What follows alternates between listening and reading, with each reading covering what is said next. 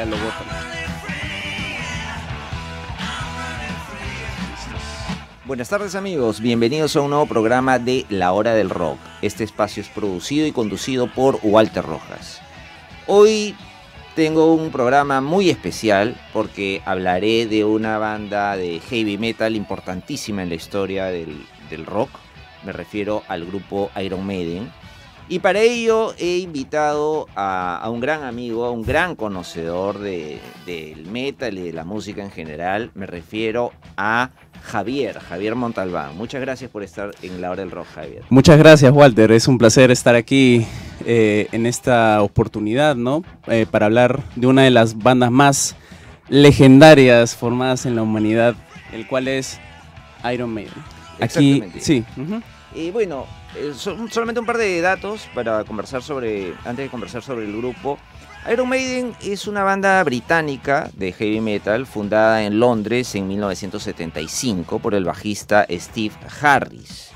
Ellos tienen hasta ahora 17 álbumes de estudio. Su primer disco es del año 1980 y el último es del año 2021. Ha tenido diversas formaciones, han cambiado mucho los músicos, pero el fundador y el que se ha mantenido siempre ha sido Steve Harris. Exactamente. Y vamos a conversar sobre su discografía, sobre los inicios de esta banda. Para ello, Javier ha tenido la gentileza de traer su colección de discos. Aquí lo podemos ver en cámara. Uno de ellos. El primer disco es el disco de Iron Maiden, así se llama, como el grupo, y es el primer disco de la banda que salió en el año 80. ¿Qué nos puedes comentar, por favor, Javier, sobre los inicios de la banda y cómo así es que sacan su primer disco? Bueno, primero que nada, como Walter ya lo ha comentado, Steve Harris es la mente maestra de todo este proyecto, el cual es Iron Maiden. Como dato curioso, él fue el que diseñó el logo característico de la banda, que podemos ver aquí y en todos los discos, ¿no? Para empezar, este disco fue lanzado el 14 de abril de 1980. Para la época, Iron Maiden era una banda no tan conocida, debido a que, bueno, su principal factor era de que ellos empezaron a tocar en bares o en clubes, es decir, en pequeños lugares que, bueno, no asistía mucha gente, ¿no? Entonces, podemos decir de que tras firmar un contrato con EMI Records, a través del manager Rod Smallwood, deciden lanzar su primer disco llamado Iron Maiden. Sin embargo, antes de iniciar, y mejor dicho, grabar este disco, Iron Maiden saca un EP, o mejor dicho, un sencillo llamado Running Free. Running Free es el primer sencillo, como ya comenté, de la banda y del primer disco de Maiden que está aquí en este disco, en donde se puede ver el avistamiento de Eddie. Eddie viene a ser la mascota de la banda, exacto, la mascota de la banda que está aquí, diseñado por Derek Riggs. En la portada de Running Free se ve a un sujeto corriendo en un pasillo, o mejor dicho, en un callejón oscuro, en donde Eddie aparece que lo va a atrapar, ¿no? Para la época eso sí no se veía muy común en los álbumes de metal, más se veía cosas así como los rockeros ahí con casacas de cuero y todo lo demás. Pero hablando en sí del primer disco, podemos empezar de que, bueno, para mí me parece un disco genial, es un álbum debut increíble. A pesar de que Steve Harris diga de que nunca le ha gustado el sonido, bueno, a mí personalmente, y concuerdo con Walter, que sí nos gusta mucho el disco porque se nota que el sonido está un poco crudo. Bueno, es su primer disco para empezar, ¿no? Entonces, podemos decir que la portada, como ya mencioné, es diseñada por Derek Riggs. Derek Riggs se ha convertido, digamos, la única persona que ha podido saber dibujar a Eddie. Y bueno, para no hacerla larga, aquí tenemos canciones clásicas como bueno, Phantom of the Opera, Prowler, Running Free, como ya dije, Charlotte de Harlot y por supuesto la homónima Iron Maiden, ¿no? Excelente. Ahora, ¿qué nos puedes contar, por favor, Javier? Estuvimos viendo hace poco la foto de la primera formación donde estuvo el cantante Paul Di'Anno, que fue el primer vocalista de de esta banda, ¿no? Exacto. ¿Nos puedes decir un poquito de los músicos Por que supuesto, por empezaron? supuesto. Ahí vemos justo el del medio, Exacto. perdón, es Paul Di'Anno. Por supuesto, podemos ver que en el medio está Paul Di'Anno. A su izquierda de Paul Di'Anno está Clive Burr, que viene a ser el segundo baterista que tuvo Maiden, porque anteriormente estuvo Doug Sampson. Doug Sampson fue el primer baterista que tuvo Maiden en su historia, pero él solamente se presentaba en sus presentaciones en vivo, es decir, los bares y los clubes. A su izquierda de Clive Burr está Steve Harris, la mente maestra y el fundador de Iron Maiden. A la derecha está de Paul Di'Anno, está Dennis Stratton, el primer ese es Adrian Smith. Adrian Smith llegaría recién al segundo disco después de que es el Killers. Pero a pesar de que en la foto no está, podemos mencionar que Dennis Stratton fue el primer guitarrista que estuvo con Maiden. Y por último, en la parte derecha, ese señor rubio que está con casaca de cuero, se llama Dave Murray. Dave Murray junto con Steve Harris se podrían considerar uno de los miembros más viejos, o incluso estuvo en los inicios de los primeros de la banda hasta el día de hoy, ¿no? Así es. Ahora, algo que quisiera comentar también, por favor, Javier, es el sonido que tiene Iron Maiden, que es muy peculiar, porque tiene diferentes variaciones de ritmo. Por supuesto, con el bajo, Steve Harris hace muchos cambios de ritmo. Además, usa muchas guitarras, que tampoco es tan común en el metal.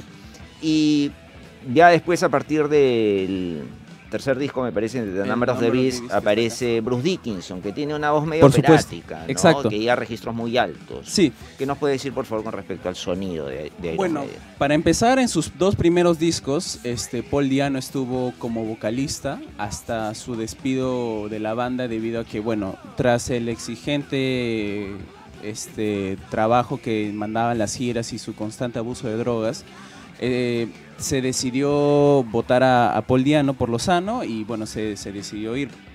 Aquí, como comenta Walter, a Steve Harris siempre le ha gustado ese dinamismo que hay en las canciones, incluso unas canciones de larga duración, no tantas como por ejemplo aquí en el primer disco, que es Phantom of the Opera, que dura 7 minutos.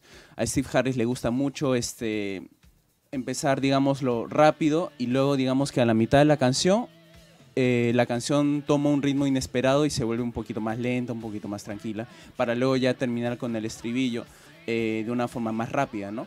Sí, es verdad, Walter. Aquí podemos empezar que Iron Maiden siempre se ha caracterizado por tener un sonido con bastantes guitarras y no, digámoslo, utilizar, hablando del primer disco,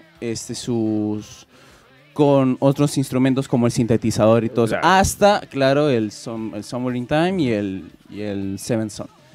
Pero esa fue una característica muy peculiar de la banda, ¿no? Incluso Paul Di'Anno es recordado solamente por estos dos primeros discos, hasta la llegada de Bruce Dickinson, que llega en el tercer disco, que es el Number of the Beast, que está justamente aquí. Que es un discazo. Es posiblemente uno de los pioneros y uno de los mejores discos de... ¿Podemos mostrarlo? Sí, claro, por supuesto. Aquí lo vamos a enseñar en cámara. Para que vea el público. Acá está el Number of the Beast.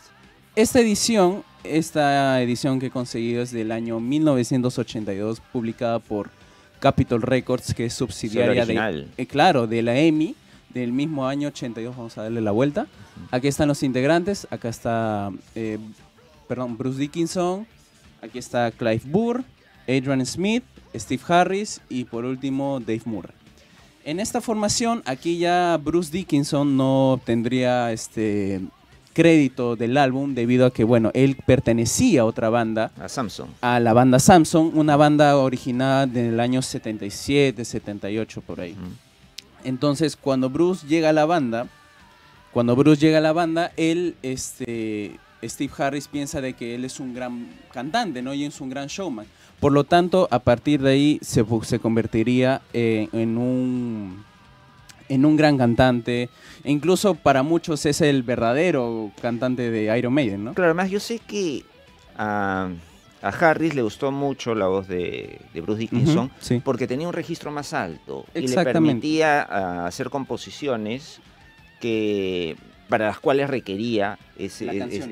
esa tonalidad más alta, ¿no? Sí. Ahora, también, Javier, ¿qué te parece si comentamos un poquito sobre la temática de las canciones? Steve Harris es una persona que le gusta mucho leer sobre mitología, sobre Por supuesto. literatura, sobre historia. Y muchos temas están inspirados en historias pues, mitológicas, en cuentos. ¿Qué nos puedes comentar sobre eso, Javier? Bueno, para empezar con el primer disco, podemos decir que aquí hay una canción que se llama Charlotte de Harlot. Aquí esta canción está basada en una leyenda, o mejor dicho, en una persona que frecuentaba en Londres ahí a finales de los años 70, inicios de los años 80, que, bueno, Steve Harris se inspiró en una anécdota en donde contaba sobre una mujer que, bueno, trabajaba en la noche, y ustedes saben a lo que me refiero, Ya. que se llamaba Charlotte. Este personaje se volvería tan icónico en la banda para poder continuar su historia, ¿no? Primero empezó aquí con el primer disco, que es Charlotte de Harlot. Luego continuó aquí en el Number of the Beast, que es el 22 Acacia Avenue, que viene a ser la avenida en donde esta flaca frecuentaba. Continuando tenemos aquí al No Prayer for the Dying. Continúa la historia con la canción Hooks in You. Y por último tenemos el Fear of the Dark. El Fear of the Dark, lanzado en el 92, que termina esta saga con From Here to Eternity. Pero hablando en sí en otras canciones, podemos argumentar de que, por ejemplo, The Trooper, lanzado en el 83 por... Uy, ya se me cayó. Lanzado por Iron Maiden en el año 83. En su álbum Peace of Mind. Peace of Mind. Ellos, Steve Harris se inspira en un poema. Ahorita no tengo el nombre del poema, pero Steve Harris sí mencionó que se inspiró en un poema. The Clansman, lanzado en el Virtual Eleven, está inspirado en el filme Braveheart, dirigido por Mel Gibson, ¿no? Aquí, por ejemplo, podemos tener el Seventh Son of a Seventh Son, que, bueno, Steve Harris estaba leyendo un libro llamado como el álbum El Séptimo Hijo, ¿no? De Orson Scott. Digamos, es el primer disco y el único disco que Iron Maiden tuvo como conceptual, ¿no? Y digamos que la mayoría de bandas, o mejor dicho, del público ha coincidido de que Iron Maiden no es una banda que se ha enfocado, digamos, en las fiestas, en los excesos o en las chicas y todo eso, sino más que todo porque Steve Harris se metía más que todo en cosas como libros, películas, en donde poder inspirarse con las canciones de su repertorio de los discos que han llevado hasta el día de hoy, ¿no? Y bueno, por ejemplo, aquí tenemos una de las portadas más icónicas, lo vamos a hacer un espacio. Del Somewhere in Time. El Somewhere in Time, lanzado en 1986. Aquí se puede ver a Eddie, aquí la mascota, en un futuro distópico como Blade Runner. O sea, aquí la banda, tras el lanzamiento, o mejor dicho, por esas épocas estaba de moda muy el cyberpunk, decidieron decirle a Derek Riggs que implemente ese concepto en el próximo disco, que es el Somewhere in Time, ¿no? Fue lanzado en agosto de 1986, y un dato curioso es que Derek Riggs, el artista, se demoró 3 meses en dibujar toda esta carátula, o sea, 3 meses. Increíble. Y el Number of the Beast se demoró 2 días, básicamente. Y ahí podemos ver el compromiso que tenía el señor Derek Riggs en aquel tiempo con la banda, ¿no? Y aquí podemos ver muchas referencias, ¿no? Como por ejemplo aquí podemos ver es un póster del primer disco que está justo aquí. Ya. Mira. Ya, del Iron Maiden. Es el primer Iron Maiden. Aquí está Eddie. Claro, y pareciera que estuviera en una secuencia de la película Blade Runner, ¿no? Exactamente, o sea, así, porque de eso se trata el concepto del disco, ¿no? Y a partir de este disco se puede mencionar que empezaron a experimentar con sintetizadores y lo que más marcaba en la época, pues, ¿no? Claro, ahora también, por favor, Javier, quisieras que nos comentes, Iron Maiden, además de la música tan peculiar que tiene todo un arte gráfica. como tú has dicho, las letras, ¿no? Sí. Que utiliza para mostrar al grupo, el Eddie, las carátulas. ¿Qué nos puedes contar al respecto, por favor, Javier? Bueno, antiguamente, en los años dorados, como en los 80, los 70, incluso en los 90, era muy normal ver en las tiendas de discos las portadas así en gigantes como el vinilo, ¿no? Un formato que, bueno, actualmente ha recuperado fuerza. Actualmente veo más tiendas distribuidas a ello. Que, bueno, en sí, Iron Maiden se ha caracterizado por tener una portada que, digamos, es lo que tú vas a escuchar, pues, ¿no? Por ejemplo, aquí en el primer disco podemos ver de que, aquí justamente podemos ver en el primer disco de que se basa más que todo en la temática de el vandalismo o incluso los asesinatos, ¿no? Como por ejemplo, ya comenté, el primer sencillo fue Running Free, pero el segundo fue Woman in Uniform. En este segundo single aparece Margaret Thatcher. Margaret Thatcher en ese entonces, en el año 80, era la primer ministra del Reino Unido, ¿no? Y en la portada se ve de que Eddie asesina a esta señora, pues, ¿no? Y se puede ver mucho cómo es que Iron Maiden jugaba con esa temática, ¿no? De mostrar qué es lo que podría incluir en el disco. Es decir, tú ves la portada, y ves a Eddie controlando al diablo. Pucha, tú ves y dices como que, o sea, esto va a tener una temática un tanto oscura, ¿no? Incluso, por ejemplo, acá en el Fear of the Dark, que podemos ver aquí en el año 92, habla más que todo sobre la temática de los miedos, o incluso el miedo más grande que tuvo Steve Harris es el miedo a la oscuridad, pues, ¿no? Él tuvo la, digamos, ese afán de crear varias letras, incluso canciones, que hablaban acerca de su vida personal e incluso de lo que podría encontrar en ese entonces, ¿no? Ahora, tú has dicho algo muy importante acá, Javier, que en la época en que Iron Maiden saca sus primeros discos en los 80s, las carátulas de los discos eran muy importantes. Algo que de repente ahora no ocurre mucho, porque ahora, pues, salvo los coleccionistas, no es tan común comprar discos de vinilo.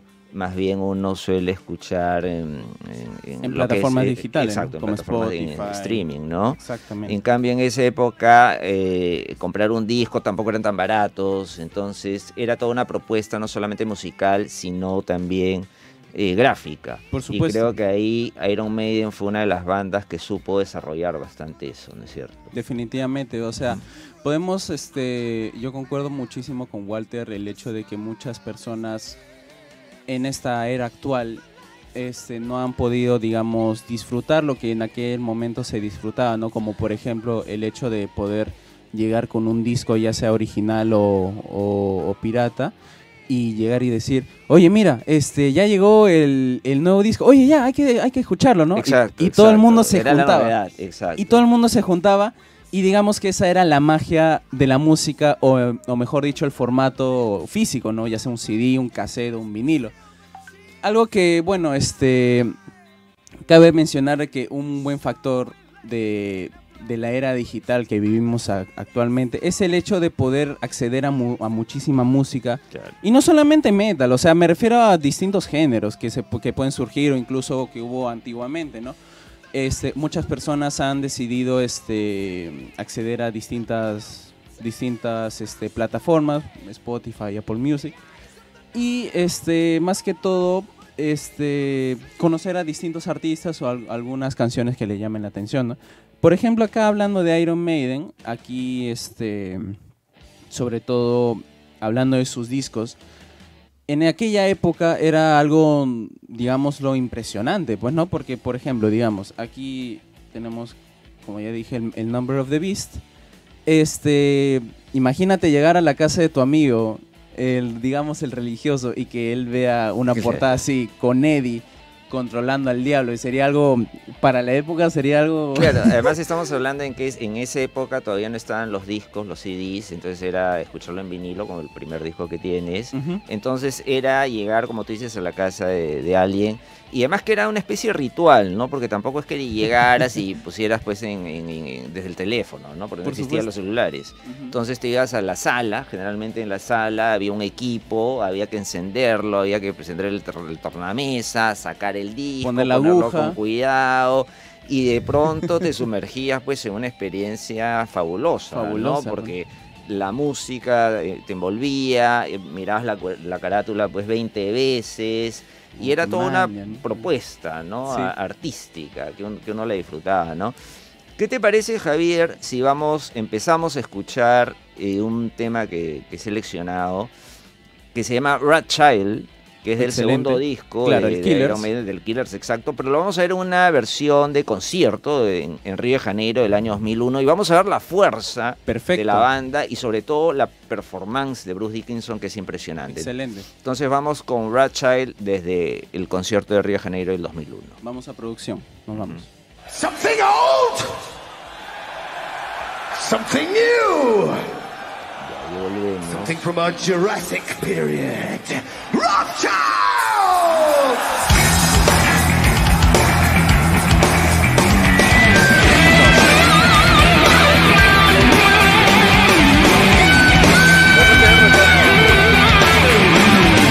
Born to the sea, hangers the green, dominance and persecution. Mother was the queen, that I never seen, I was ever meant to be. Now I spend my time looking all around for a man that's nowhere to be found. Till I find him, never gonna stop searching. Gonna find my man, gonna travel.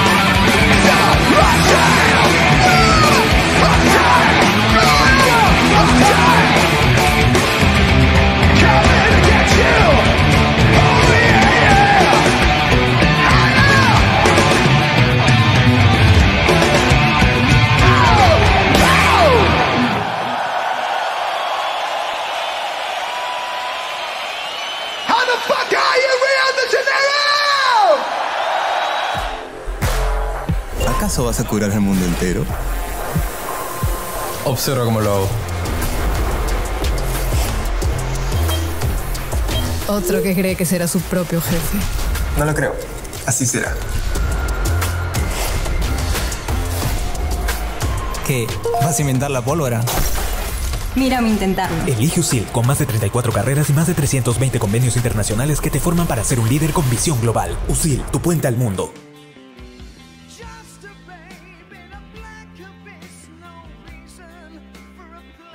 Listo. ¿Qué te pareció Javier, el tema Brad Child que estuvimos escuchando de Iron Maiden en su presentación en Río de Janeiro en el año 2001. Me parece espectacular, una presentación increíble, el hecho de que hasta esa edad, digamos que fue en el año 2001 exacto. aproximadamente, Bruce Dickinson conserva excelentemente su voz. Es un showman que va corriendo, saltando de un lado a otro. La brutalidad de cómo Steve Harris se muestra en el escenario tocando sin parar y encima gozando las canciones, cómo las canta, así. La batería tan vital también de claro, Nico McBrain, ¿no? Nico McBrain es un baterista impresionante, me parece uno de los mejores bateristas del metal. Es más que todo porque su estilo es más rock que metal. Es un rock clásico, que es bombo, tarola y hi-hat, ¿no? Ya, claro, no es tan pesado, tan duro. No. Y tampoco necesita hacerlo, porque las canciones de por sí hablan así, pues no, o sea, no es que necesitas un doble pedal como para poder sonar tan grueso, ni mucho menos, o sea, está perfecto. Otra cosa que quería comentar, Javier, es justo me has mencionado ahora que este disco que has traído está cumpliendo 34 años. ¿Cómo Así se llama, es. perdón, este Claro, disco? aquí lo podemos enseñar un ratito. En esta ocasión... No Prayer for the Dying. No Prayer for the Dying. Este disco, hoy día, 1 de octubre del 2024, está cumpliendo 34 años. Sí, este disco sería... Esa es la cámara. Exacto, ajá, aquí estamos enseñando.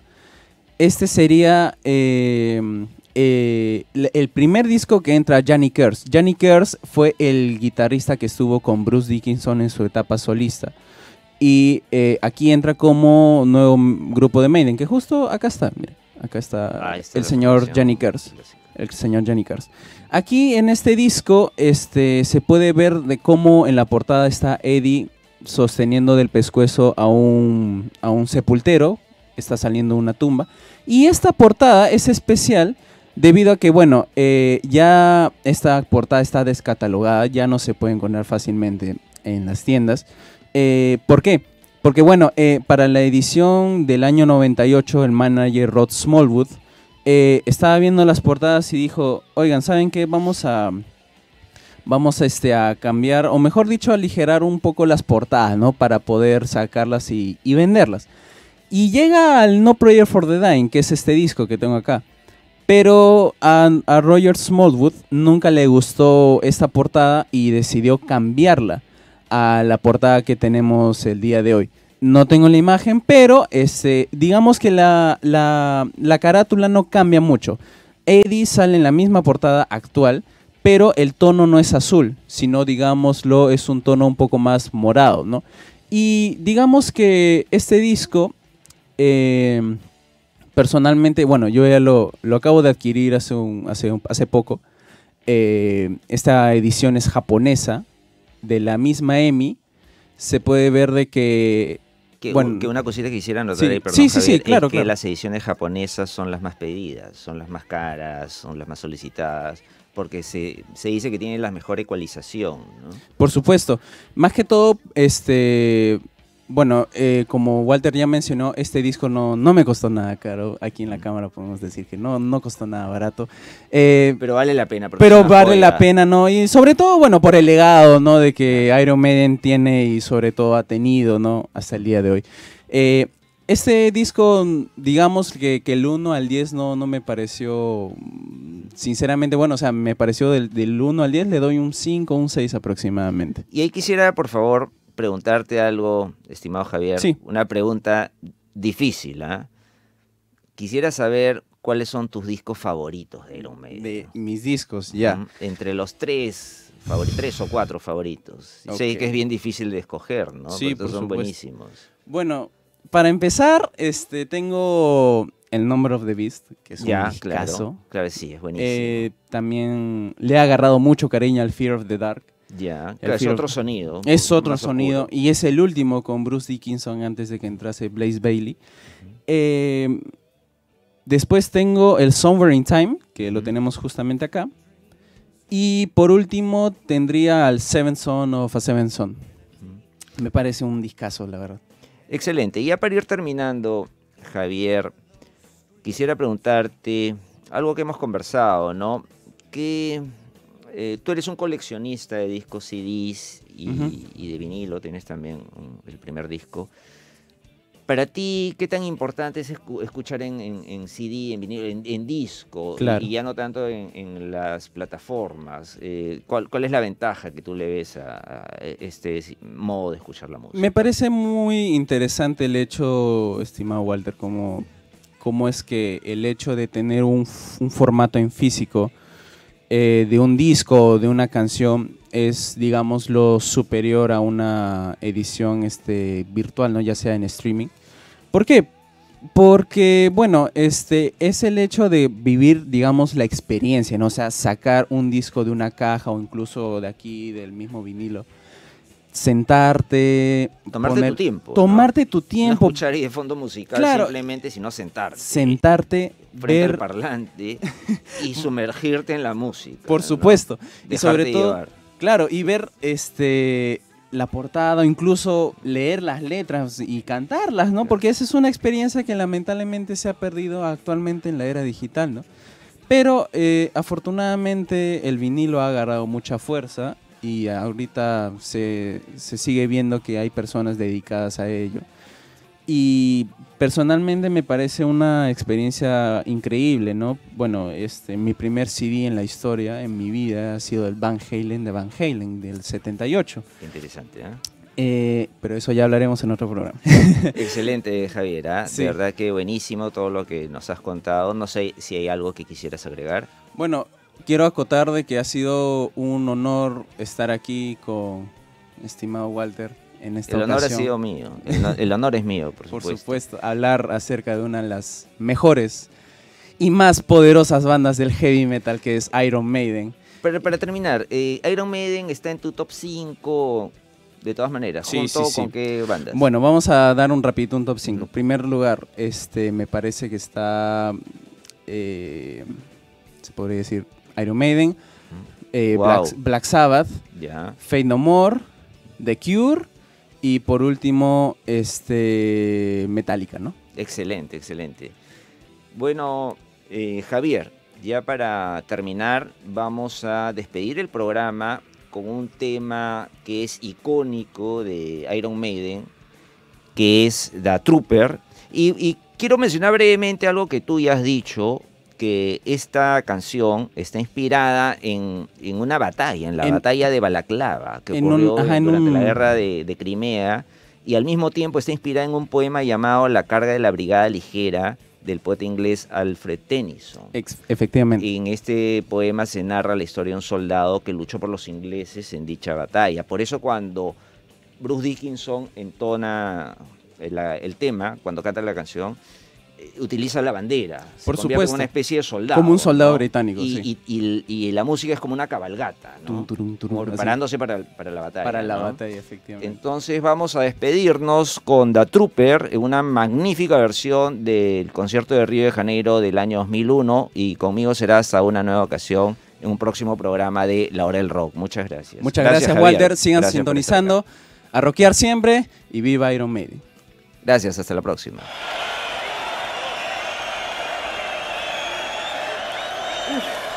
Into the valley of death, road to 600. Cannon to right of them, cannon to left of them, volleyed and thundered. The trumpet!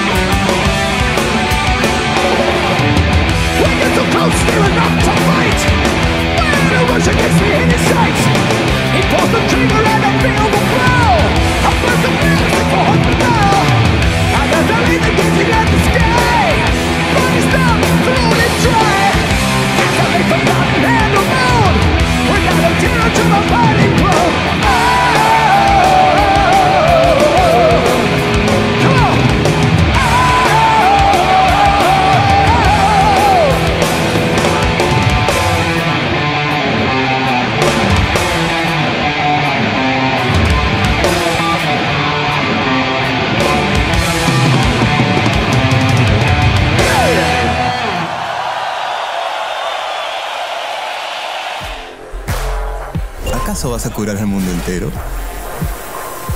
Observa cómo lo hago. Otro que cree que será su propio jefe. No lo creo. Así será. ¿Qué? ¿Vas a inventar la pólvora? Mírame intentarlo. Elige USIL con más de 34 carreras y más de 320 convenios internacionales que te forman para ser un líder con visión global. USIL, tu puente al mundo.